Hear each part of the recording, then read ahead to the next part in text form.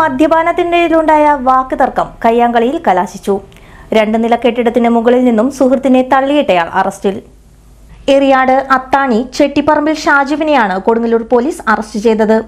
കെട്ടിടത്തിന് മുകളിൽ നിന്നും വീണ് ഗുരുതരമായി പരിക്കേറ്റ മദ്ലകം സ്വദേശി പറക്കോട്ട് സെയ്ദ് മുഹമ്മദ് കോട്ടയം മെഡിക്കൽ കോളേജ് ആശുപത്രിയിൽ ചികിത്സയിലാണ്. ഇക്കഴിഞ്ഞ ദിവസം രാത്രി കൊടുങ്ങല്ലൂർ മുനിസിപ്പൽ ബസ് സ്റ്റാൻഡിന് സമീപമായിരുന്നു സംഭവം.